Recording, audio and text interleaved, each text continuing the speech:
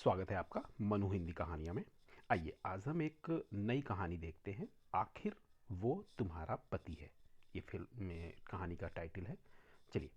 अरे रमा, लगता है कोई बहुत अच्छे पुण्य किए हैं हमारी दिव्या बिटिया ने, जो ऐसा घर घराना मिला है। दिव्या के दादा ने दिव्या की माँ को बोलते हुए कहा। इतना शानदार घर, 10 तो कारें खड़ी थीं। अर्जुन के पिताजी ने कहा, हमें बस दिव्या जैसे संस्कारी लड़की चाहिए और कुछ भी नहीं। सच में भाग्य खुल गए हमारी बेटी के। दिव्या के पिता की बातों में उनकी खुशी झलक रही थी। थोड़े दिन पहले ही पंडित जी दिव्या जी के लिए अर्जुन का रिश्ता लाए थे। अर्जुन के घर वालों ने दिव्या को किसी विवाह समारोह में देखा था और वहीं उन्हें दिव्या पसंद आ गई। अर्जुन का परिवार काफ़ी समृद्ध था। जब से अर्जुन का रिश्ता दिव्या के लिए आया, घर में चहल पहल सी हो गई। दिव्या ने इसी साल अपना ग्रेजुएशन पूरा किया था। हर लड़की की तरह उसके भी सपने थे। वो इतनी जल्दी शादी करना तो नहीं चाहती थी, पर सपनों सरीखी राजकुमारी वाली दुनिया छोड़कर नहीं जाना चाहती थी।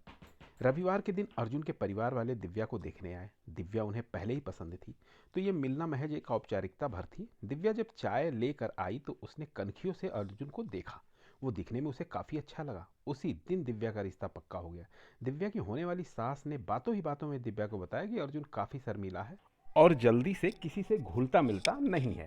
3 महीने बाद ही शादी की तारीख तय हो गई। दिव्या को यह सब एक परिकथी सरीका लग रहा था। उसने सोचा ही नहीं कि एक दिन सपनों का राजकुमार सच में उसे मिल जाएगा, जो उसे राजकुमारी बनाकर रखेगा। जब उनकी सगाई हुई तो उसे मिले तोहफों को देख रिश्तेदार और उसकी सहेलियों की तो आंखें चौंधी आ गईं। कईयों को तो दिव्या की किस्मत से रस खोने लगा। समय पंख लगाकर उड़ रहा था। दिव्या का परिवार जोरों शोरों से शादी की तैयारी में लगा था। दिव्या की सास उसे कहती थी, बस अब उनसे और इंतजार नहीं हो रहा, वे जल्द ही अपनी बेटी को घर लाना चाहती हैं। अर्जुन से जब भी दिव्या बात करती तो कुछ देर बाद फ़ोन अपनी मम्मी को दे देता। देखा दिव्या, मैंने कहा था ना, बहुत शर्मिला है मेरा अर्जुन, कभी भी लड़कियों की तरफ आंख उठाकर देखता भी नहीं। तुम ही उसकी ज़िंदगी में आई पहली लड़की हो। मैं माँ हूँ ना, सब समझती हूँ। जैसे मुझे तुम्हारा इंतज़ार है, उससे ज़्यादा बेसब्री से वो तुम्हारा इंतज़ार कर रहा है। पता है, उसने तो हनीमून के लिए भी। अर्जुन की तो दिव्या शर्मा गई। अभी से स्विट्जरलैंड की टिकट बुक करवा। माँ ने जब दिव्या से फ़ोन पर ये सब कहा तो दिव्या सपनों के संसार में गोते लगाने लगी। 3 महीने कब निकले पता ही नहीं चला। धूमधाम से दिव्या और अर्जुन की शादी हो गई। सभी रस्मों के बाद दिव्या अपने घर चली गई। ससुराल आकर दिव्या की शादी की पहली रात थी। दिव्या काफ़ी घबराई, सकुचाई। दिव्या जैसे ही अपने कमरे में गई, उसने देखा अर्जुन गहरी नींद में सो रहा है। दिव्या उसे अपलक निहारती रही। शादी की इतनी गहमा गहमी रस्में, फिर फ्लाइट का सफ़र, थकान होना तो लाजमी था। अगली सुबह जब गिलास गिरने की आवाज़ के साथ दिव्या की नींद टूटी, उसने देखा अर्जुन बदहवास सा खड़ा है और सारा सामान पैक कर रहा है। उसने अर्जुन को रोकने की कोशिश की, मगर अर्जुन ने उसे धक्का दे दिया। सामने दरवाजा पीटने की आवाज़ आ रही थी। दिव्या ने भाग कर दरवाज़ा खोला तो सामने अर्जुन की माँ खड़ी थी। मुरारी काका, रामू, अर्जुन की माँ ने कहा। 2 नौकरों ने कस के अर्जुन को पकड़ लिया। अर्जुन की माँ ने उसे शांत किया और एक इंजेक्शन लगाया। थोड़ी देर में अर्जुन शांत हो गया। दोनों नौकरों ने मिलकर उसे पलंग पे लिटा दिया। दिव्या भौचक्की सी खड़ी सब देख रही थी। कुछ नहीं बेटा, तुम डरो मत, बस कभी कभी ऐसा हो जाता है। उसे एक छोटी सी न्यूरोलॉजिकल प्रॉब्लम है, तो हो जाता है, दिव्या की सास से उसने कहा। दिव्या एकटक उन्हें देखती रही। दिव्या, ब्रेकफास्ट रेडी है, तुम जल्दी फ्रेश होकर नीचे आ जाओ, दिव्या की सास ने दिव्या को बोला और चली गई। दिव्या ने अर्जुन को देख, वो बेसुध सा पलंग पे लेटा था। दिव्या को ऐसा लगा वो कुछ सोच ही नहीं पा रही। वो तैयार होकर नीचे पहुंची। अगर आप लोगों को सब ड्रामा पूरा हो गया हो तो मैं आज लंदन वापस जा रहा हूँ। अर्जुन के छोटे भाई विदित की आवाज़ दिव्या ने सुनी। थोड़ी ही देर में विदित सूटकेस के साथ घर से निकल गया। दिव्या को कुछ समझ नहीं आ रहा था। बैठो ना बेटा, खड़ी क्यों? अर्जुन के दादाजी ने कहा। दिव्या ने उनके पांव छुए। सौभाग्यवती भव। दादाजी ने आशीर्वाद दिया। चिंता मत करो बेटा, सब ठीक है, तुम नाश्ता करो। मुरारी, जरा बहू को जूस ला कर दो। दादाजी के कहने पर दिव्या ने अनमने मन से नाश्ता किया, पर हजारों सवाल उसके दिमाग में थे। अब तो ये रोज का हो गया है। हर दिन अर्जुन को इंजेक्शन दिए जाते हैं। जब तक वो दवाइयों के नशे में रहता वो शांत रहता, जब उसे दवाइयाँ नहीं दी जाती तो वो किसी जानवर की तरह हिंसक हो जाता। दिव्या को कुछ समझ नहीं आ रहा था। वो अपने परिवार वालों से बात करना चाहती थी, मगर जब भी वो फ़ोन के आसपास होती कोई ना कोई खड़ा रहता। उसके घर से भी फ़ोन आए तो दिव्या को बोलने का मौका ही नहीं दिया। अर्जुन की माँ ने एक तरह से नज़र बंद कर दी गई थी वो घर में। एक हफ्ता निकल गया। दिव्या के घर के नौकरों से ही पता चला कि अर्जुन काफ़ी सालों से मानसिक रूप से बीमार है और लंबे समय से उसका इलाज चल रहा है। दिव्या टूट गई। अगले दिन उसने हिम्मत जुटाकर कहा, दादाजी, मम्मी, पापा जी, आपने क्यों मुझसे इतने बड़े धोखे में रखा? आप जानते हैं कि अर्जुन की हालत के बारे में। क्यों आपने मेरी जिंदगी बर्बाद की? कहते हुए दिव्या सुबुक पड़ी। बेटा, अर्जुन का ट्रीटमेंट चल रहा है, देखना वो जल्दी ही अच्छा हो जाएगा। तुम चिंता क्यों करती हो? बुरा समय है, ये भी जल्दी निकल जाएगा। और फिर सब कुछ तो है तुम्हारे पास, तुम बस बोलो और वो चीज़ हाजिर है। और क्या चाहिए एक लड़की को? दादाजी ने कहा। और क्या चाहिए? मैं कोई कठपुतली नहीं हूँ, जीता जागता इंसान हूँ। इतना बड़ा धोखा देने के बाद भी आप ये बोल रहे हैं? दिव्या ने लगभग चीखते हुए कहा। दिव्या, आवाज नीची रखो। तुम जैसी लड़की जो कभी सपने में नहीं सोच सकती थी, आज वो सब तुम्हें मिल रहा है। और तुम दादाजी से इतनी बदतमीजी में बात कर रही हो? अर्जुन की मां ने चिल्लाते हुए कहा। बहू, शांत रहो। देखो दिव्या बेटा, तुम बहुत समझदार लड़की हो, और आखिर जैसा भी है वो है तुम्हारा पति। उसका ध्यान रखना, सेवा करना तो तुम्हारा फर्ज है। कोई बात नहीं, अभी तुम गुस्से में हो जाता है कभी कभी।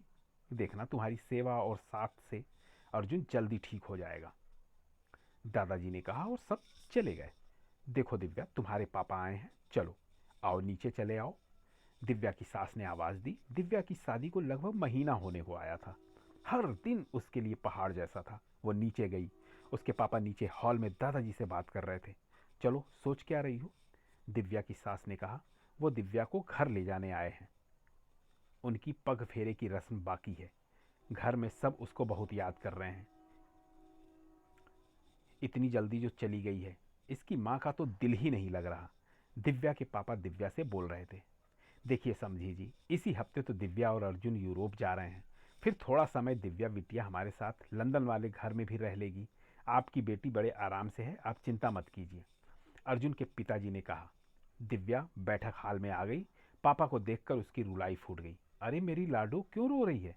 मैं तुझे लेने आया था, पर मुझे नहीं पता था तू और अर्जुन जी घूमने जा रहे हो। कोई नहीं, तू वापस आए तो फोन कर लेना, मैं तुझे लेने आ जाऊंगा। दिव्या के पापा ने कहा। दिव्या उनसे अकेले में बात भी नहीं कर पाई। दिव्या ने बहुत कोशिश की, मगर उसका हर प्रयास विफल रहा। चलो भाई साहब, आत्मा तृप्त हो गई बेटी का सुख देखकर। मैं भी निकलता हूँ, आज शाम की ट्रेन है मेरी। दिव्या के पापा ने कहा और वो निकलने लगे। दिव्या ने पापा के पैर छुए और उन्होंने दिव्या को गले से लगा लिया। दिव्या ने सबसे नजर बचाकर एक चिट उनके हाथ में पकड़ा दी। दिव्या के पिताजी बाहर आ गए। उन्हें कुछ समझ नहीं आ रहा था कि दिव्या ने उन्हें वो कागज का टुकड़ा क्यों दिया। कहीं ना कहीं उन्हें लग रहा था कि सब कुछ होते हुए भी दिव्या के चेहरे पे वो चमक नहीं है। उन्होंने वे चिट खोला। उस पर दिव्या ने सिर्फ एक लाइन लिखी थी, प्लीज पापा, मुझे यहां से ले चलो। दिव्या के पापा का मन अनहोनी की आशंका से कांप गया। आधे घंटे बाद ही वो फिर सब दिव्या के घर पर गए। समधी जी, अभी अभी घर से फोन आया है। दिव्या के दादाजी की तबीयत बहुत खराब है, मुझे दिव्या को ले जाना पड़ेगा, दिव्या के पापा ने कहा। थोड़ी ही देर में दिव्या अपने पिताजी के साथ ट्रेन में थी। दिव्या के पिताजी ने उसे सवाल किया, पर वो शून्य में ताक रही थी। घर पे जैसे ही माँ ने उसे गले लगाया, वो फफक फफक कर रो पड़ी। सब पर मानो पहाड़ टूट पड़ा। किसी को कुछ यकीन नहीं हो रहा था कि उनकी लाडली के साथ ऐसा कुछ हो सकता है। दिव्या मैम, क्या हुआ? कहाँ खो गई आप? आपको शादी में जरूर आना है। सच में रवि और उनकी फैमिली इतनी प्यारी है। मम्मी पापा भी बहुत खुश हैं। इतने बड़े घर में मेरा रिश्ता हुआ है। ऋतु बोलती ही जा रही थी। ऋतु, मैं सच में तुम्हारे लिए बहुत खुश हूँ, पर क्या तुम्हारे परिवार ने सारी जरूरी जानकारी जुटाई? लड़के और उसके परिवार के बारे में, अभी सगाई और अगले हफ्ते शादी। प्लीज ऋतु, पहले सब अच्छे से पता लगाओ। ऋतु चौंक गई। क्यों दिव्या मैम, उससे ये सब कह रही हैं? 3 दिन बाद ही ऋतु का फोन आया। मैम, आप सही कह रही थी, वो लड़का और उसका परिवार ठीक नहीं है। आपकी वजह से ही हमने और छानबीन की, हमने यह रिश्ता तोड़ दिया। Thank you ma'am for saving my life. Ritu बोल रही थी। दिव्या के चेहरे पे मुस्कान आ गई। जो काम वो नहीं कर पाई, आज किसी और की जिंदगी को बचाकर उसने कर लिया। उसने हार नहीं मानी, ना ही मानेगी। ऋतु को उसने दूसरी दिव्या नहीं बनने दिया। जिंदगी थम जाने का नाम नहीं है, ये उसने समझ लिया था। दिव्या मैम, आज क्लास नहीं लेंगे क्या? उसके स्टूडेंट उसका इंतजार कर रहे थे, अभी आई। दिव्या मुस्कुराती हुई अपनी क्लास में चली गई। दोस्तों, दिव्या की कहानी हमारे ही समाज की एक सच्ची कहानी है। शादी एक ऐसा बंधन है जो गुड्डे गुड़ियों का खेल नहीं है, मगर ना जाने क्यों कई बार जीवन के इतने बड़े फैसले को हम किस्मत के भरोसे छोड़ देते हैं। सिर्फ बाहरी दिखावा कुछ नहीं होता, हकीकत तो ये है जो दिखता है वो हो ये जरूरी नहीं है। न जाने कितनी ही दिव्या जो इस धोखाधड़ी का शिकार बनती हैं। इसलिए दोस्तों, मेरा अनुरोध है, शादी जैसा बड़ा फैसला लेने के लिए अच्छी तरह से जांच परख की जाए। उम्मीद है आपको मेरी कहानी ज़रूर पसंद आई होगी।